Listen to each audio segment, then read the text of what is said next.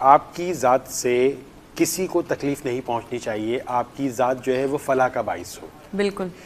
अब आपने ये देखा होगा कि अगर आप किसी नई जगह सेटल होती हैं तो आपको कई दिन लग जाते हैं, वहाँ पे आप कोई नया बंदा, अपना कोई नया साथी, कोई रिश्तेदार तलाश करती हैं।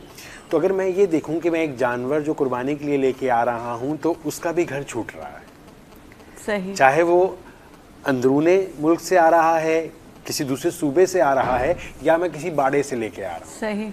जब अच्छा, और उसकी वजह की बात ये है कि उसकी ज़बान मैं नहीं जानता, वो अपना दुख बयान नहीं कर सकता। और वो कितने जानवर उधर साथ होते हैं, आपस में कम्युनिकेट करते गैदरिंग होंगे, होती है उनकी, कम्युनिकेट करते होंगे जी, फिर अलग हर कोई अलग आ जाते हैं। और आप ये देखिए कि जब तन्हाई और ऊपर से इतना प्रेशर, शोर, तमाशा, तस्वीरें, सेल्फीज, म्यूजिक। अभी जैसे आपने सोशल मीडिया पे आपकी तवज्जो रहती है, इस तरह मैं भी सोशल मीडिया को देखता रहता हूँ।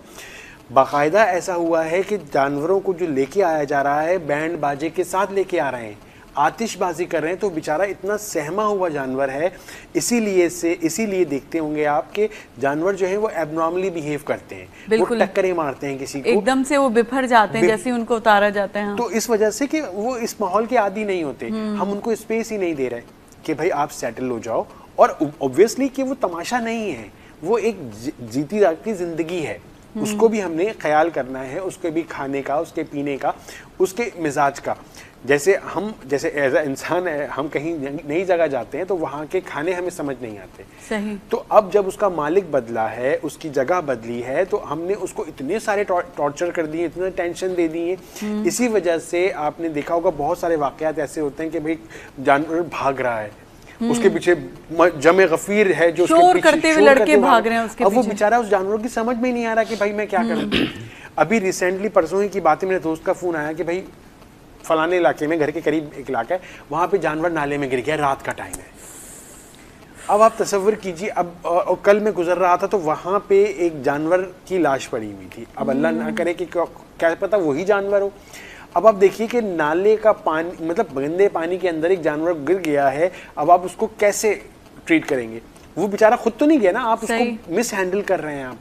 तो अब इन सारी चीज़ों को देखने के लिए हम ये सोचना चाहिए कि मैं कुर्बानी क्यों कर रहा हूँ।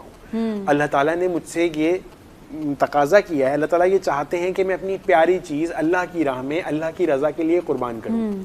ये तमाशा मुझसे मकसूद नहीं है। अल्लाह ताला ने ये नहीं कहा कि मैं तकलीफ़ पहुँचाऊँ अपने पड़ोसी को, कि मेरा जानवर बंधा हुआ है मेरे घर के सामने, उसने लाज़मी बात है, उसके भी हवाइज ज़रूरियाँ हैं, उसने भी स्टूल पास करना है, उसने भी पॉटी करनी है। तो अब उसकी वो जिम्मेदारी मेरी है।